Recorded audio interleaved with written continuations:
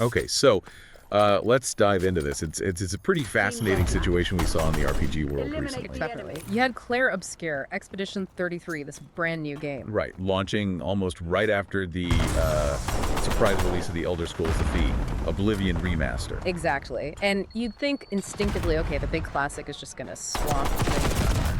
Yeah, that's the immediate thought. But the sources we looked at, they paint a really different picture. Kind of unexpected. Totally unexpected. It seems like instead of hurting Expedition 33, the Oblivion release maybe did.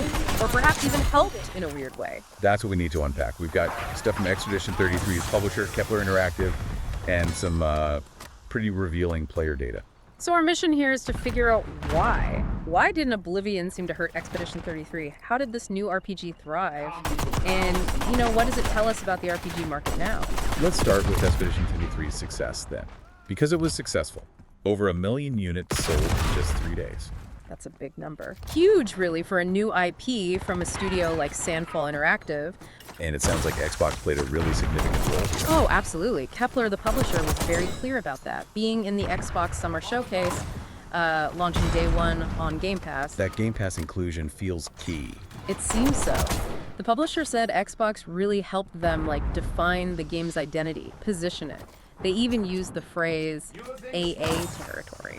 Right, not quite a mega-budget AAA, but a substantial quality game. Exactly. And they made a point that just having a Steam demo wouldn't have achieved the same thing. That showcase visibility was crucial. It's interesting, too, that Kepler didn't sign the game right away. Yeah, they saw an early version, a prototype, liked the potential, but they needed to see more. What specifically? The tactical battle system needed fleshing out, apparently, and the world itself. They needed to see the core loop really working. Makes sense. You need the foundation is solid. Right.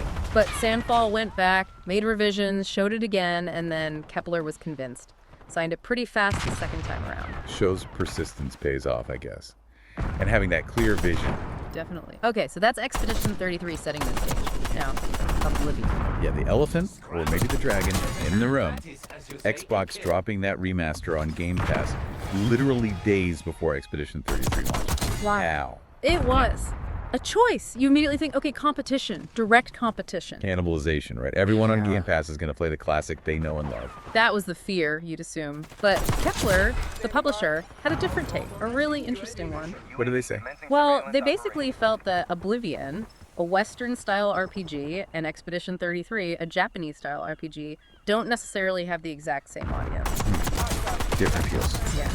They mentioned, knowing big Elder Scrolls fans who maybe wouldn't touch Final Fantasy, and the other way around, too. The subgenres matter. Okay, I can see that. It's not just one monolithic RPG fan category. Precisely.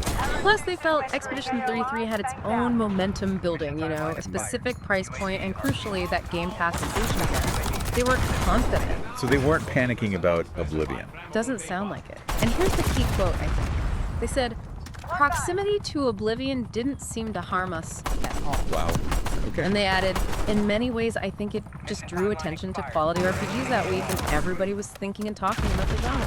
So Oblivion might have actually created more buzz for RPGs overall that week, like a rising tide lifting all boats kind of thing. That seems to be their perspective. It put RPGs on people's minds, and Expedition 33 benefited from being right there, shiny and new. And we have data that kind of backs this up, right? This idea of people engaging with both. We do.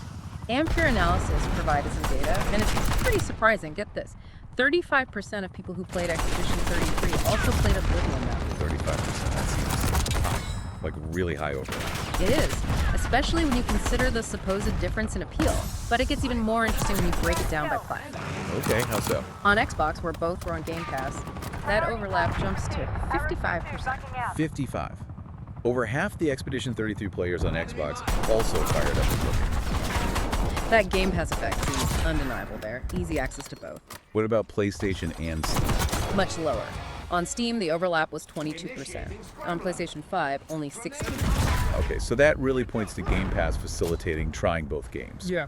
Where you had to buy them individually, fewer people played both. Exactly. And remember, neither game was on a subscription service on PS5 or Steam at that time. It also lines up with platform preferences, maybe? Xbox was the top platform for both games overall? It was. 45% of Expedition 33 players were on Xbox, 47% for Oblivion. Game Pass is likely the big driver there. And the second most popular. For Expedition 33, it was PlayStation, with 30%, which fits, the historical strength of JRPGs on PlayStation. Makes sense. And Oblivion. Second place was Steam, at 34%, which also fits, given the Elder Scrolls PC heritage.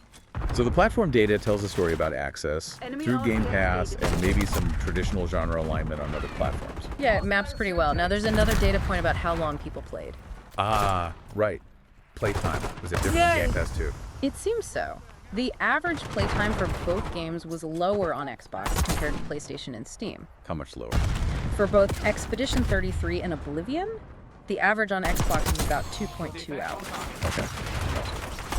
Well, for Expedition 33, for instance, the average on PlayStation and Steam combined was more like 4.4 hours, noticeably higher. So what does that suggest? Well, the potential theory is that Game Pass encourages more sampling, because the cost of entry for any single game is effectively zero if you're subscribed. You might dip into more games, try them out, but maybe not commit as deeply or for as long on average. Potentially. You try it for a couple of hours, see if it grabs you, maybe move on to the next thing in the library. Less sunk cost fallacy, perhaps. That makes intuitive sense. Yeah? You're exploring the buffet rather than committing to one big meal. Good analogy. And one last thing on visibility, the press coverage. Both games got a lot of attention. They did.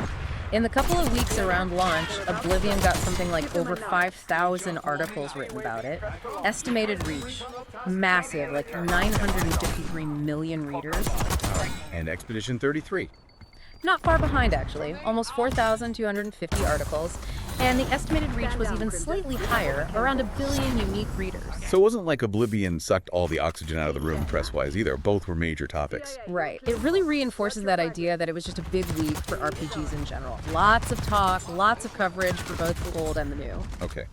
And we should briefly mention the sources we had did cover other industry news too, didn't they? Yeah, there was stuff on Xbox price changes, an Apple App Store ruling, EA layoffs, Codemasters shifting focus, Ziff Davis, and OpenAI. Borderlands 4 changing dates, Remedy's finances. Quite a mix. A whole bunch of things. But like we said, we really wanted to zero in on this Expedition 33 and Oblivion dynamic because it felt, well, counterintuitive and interesting.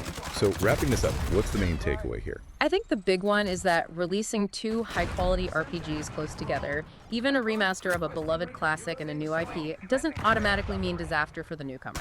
Especially if they maybe appeal to slightly different facets of the genre, or if platform strategies mix things up. Right. And that Oblivion release might have actually boosted overall RPG awareness that week, benefiting both. It challenges simple ideas about market cannibalization. And that player overlap, particularly their really high number on Game Pass, that's significant too. It really is. 55% overlap on Xbox suggests a lot of players there were happy to play both a classic Western RPG and a new Japanese-style one, when access was easy. Maybe players aren't as siloed into subgenres as we sometimes assume. Or at least services like Game Pass encourage exploration across those lines. It certainly seems plausible.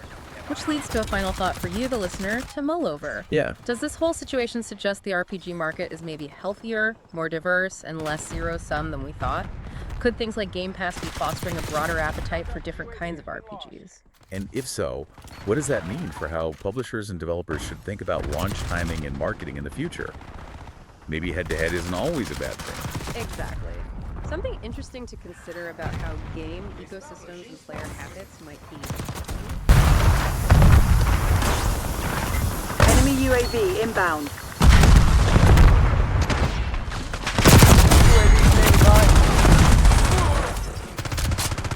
UAV identified. Hostile UAV down. Catch me eyes in the sky. UAV commencing surveillance. They've taken the lead. Never fear. I'm here to help. We've taken the lead. Stay on task. UAV fuel check 50%.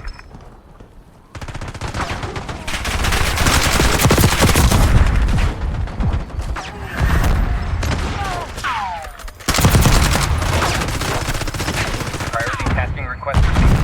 UAV exiting your grid. Now, UAV available for tasking. UAV in the turn. Eyes on. no life signs detected. Counter UAV available for tasking. Count the UAV above. Deploying ETS.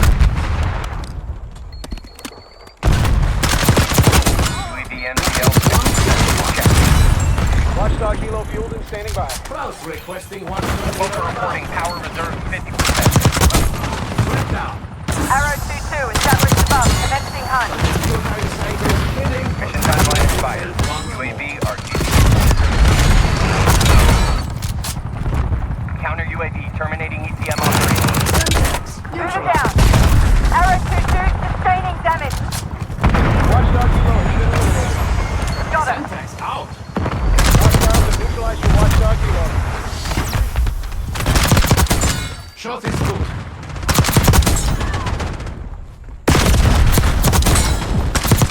UAV standing by. 5 kills. Enemy baton requesting UAV standing overhead. Net call. Sleeper agent detected. using smoke. I am taking off. No, they are not sleeping. They are quite UAV dead. fuel check 50%.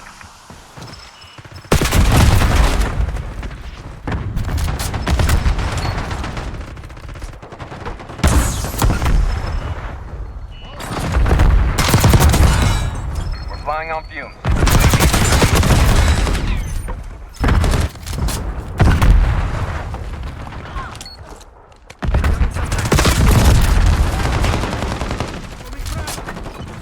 Syntax.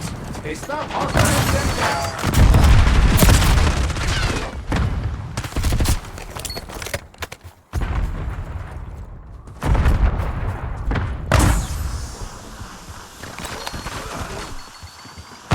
Your scrambler has been destroyed.